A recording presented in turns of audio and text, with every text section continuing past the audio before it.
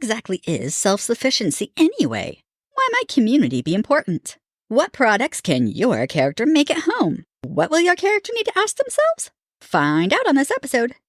Welcome to Write and Rule with Allie, the fiction writer's weekly inspiration station for rule, life, and lifestyles. From historical to post-apocalyptic, helping you bring your rule stories to life. I'm Allie, and this is episode number 65, Self-Sufficiency, the Mindset, Part 1.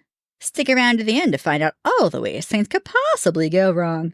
Now, let's get into this. Self-sufficiency is defined as not relying on the government, grocery store, family, friends, or anyone else to meet your character's needs. Your character can, or at least will try their best to do all they can for themselves. Now, true self-sufficiency is almost impossible in modern times, and a group of like-minded people joining together to help each other out is often what happens. This is called community sufficiency. The best example of this is the Amish communities. Other examples I have heard of are farmers plowing and planting for their fellow farmer that was injured and couldn't do that for a few weeks.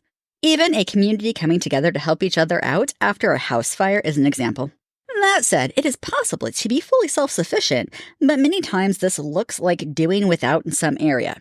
In history, people bartered and traded, so maybe your character has eggs and their neighbor has candles. Logically, trading would give them each what they needed. But if they did not trade, one would have to eat and bake with something other than eggs, while the other one might not have light in the winter.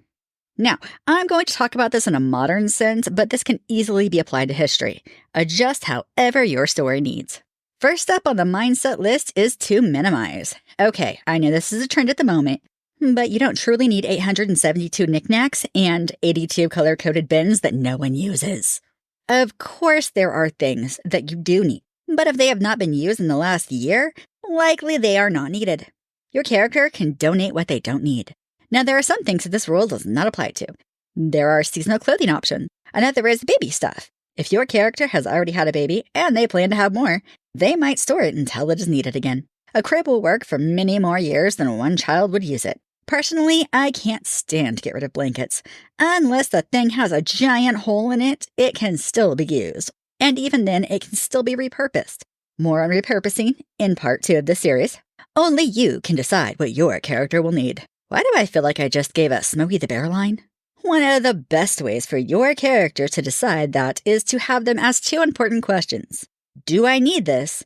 And do I need this really? Your character might think they need a bigger, newer, shinier one, but many times the one at home works just fine. Now, don't let that keep your character from trying new things to see if they are better quality. My example of this is my husband.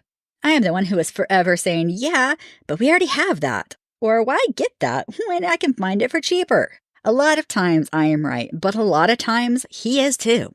In my early 20s with 3 kids and no cable or internet, I found myself entertaining the kids outside a lot.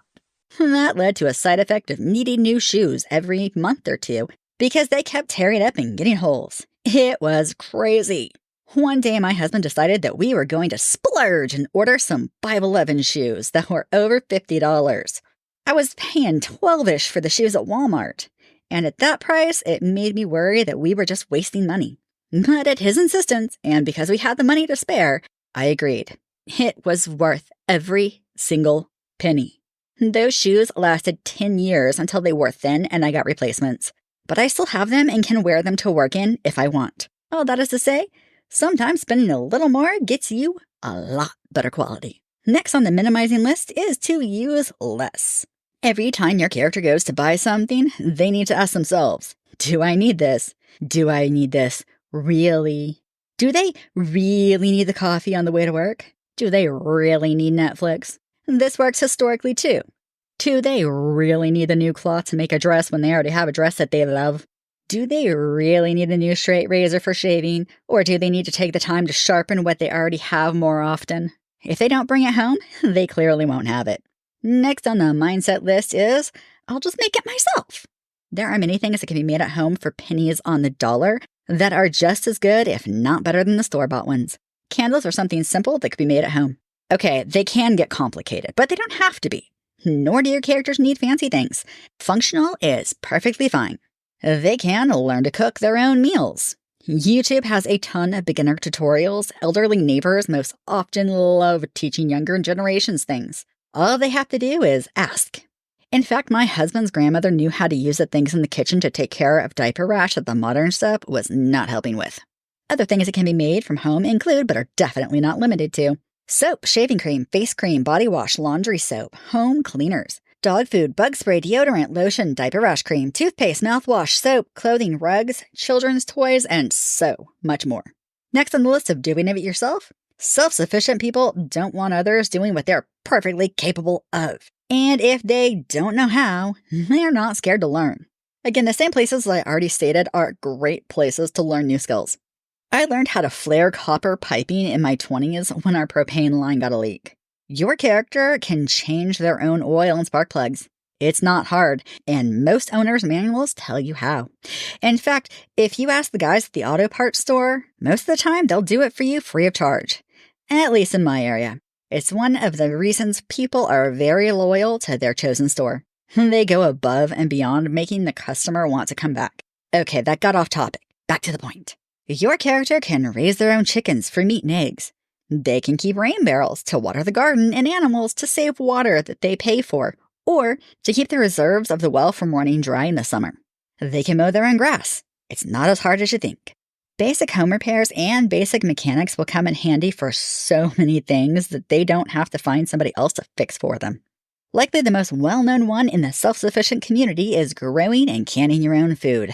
With enough land, your character can feed a whole community.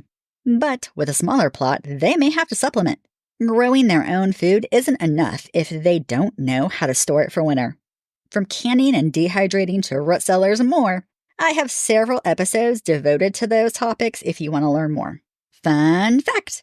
A 2017 survey showed that about 20% of people who are of driving age in the United States do not know how to change their own tire. However, of those who did know how to change the tire, 90% said they would be willing to teach someone else how to change a tire.